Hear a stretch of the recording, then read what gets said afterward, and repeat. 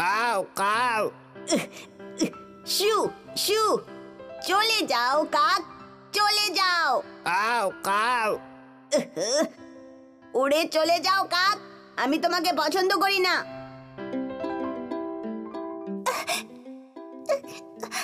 শু শু,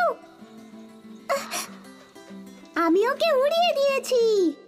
তোমরা কাকটাকে কেন তাড়িয়ে দিচ্ছ? মা, কাকগুলো দেখতে কি কুৎসিত, ওদের গলার আওয়াজও কি বাজে। কিন্তু তুমি খুব নির্দয়ভাবে কথা বলছো কিন্তু নীল।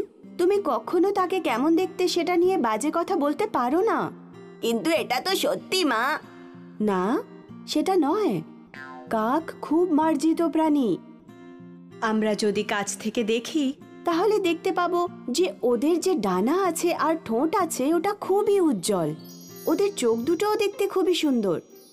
মা, আমি কালকে রাস্তায় দেখলাম কিছু কাক আবর্জনা খাচ্ছিল, কত নোংরা ছিল। কিন্তু বাচ্চারা, কাক এমনই হয় কিন্তু।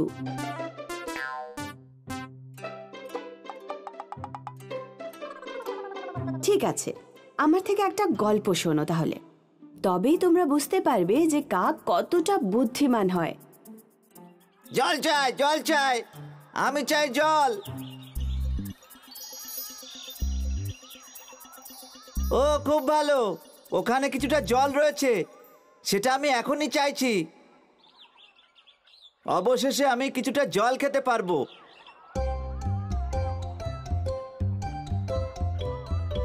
ও না, প্রথমে তো আমি কোথাও জল খুঁজেই পাচ্ছিলাম না। এখানে পেলাম, কিন্তু আমি জল পর্যন্ত পৌঁছাতে পারছি না। আমি খুবই দুঃখিত। আমি যদি তাড়াতাড়ি জল খেতে না পারি, আমি খুবই দুর্বল অনুভব করব।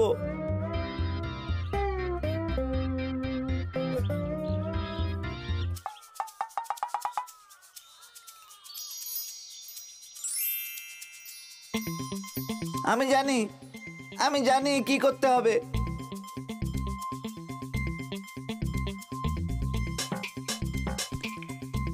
আহা, এটা কাজ করছে। এবার আমার আরো নুড়ি লাগবে।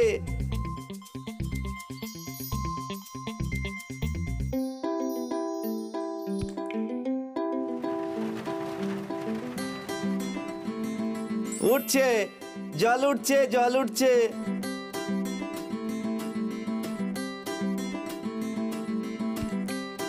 জল উঠছে, আরো কিছু লাগবে।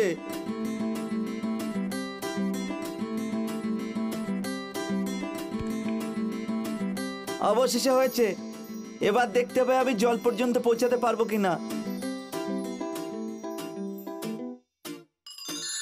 আমি খুব খুশি, সঠিক সময় একদম সঠিক বুদ্ধি মাথায় এসেছে। তো এইভাবেই বুদ্ধিমান কাক জল খেয়েছিল আর নিজের প্রাণ বাঁচিয়েছিল। কি মজাদার গল্প মা, আমি জানতাম না যে কাক এত বুদ্ধিমান হয়। ওরা বুদ্ধিমান, এখানে অন্য কিছুও শেখার আছে। যখন কোনো বিপদ আসবে তখন তোমাদের মাথা ঠান্ডা করে চিন্তা করতে হবে, সমাধান নিজেই তোমাদের সামনে চলে আসবে। মা, তাড়াতাড়ি এক টুকরো পাউরুটি দাও আমায়। Cow cow. এই নাও, ধরো। এই যে কাক, পাউরুটিটা খাও প্লিজ। দেখো, তোমরা নতুন বন্ধু বানালে। এবং সে খুব বুদ্ধিমানও।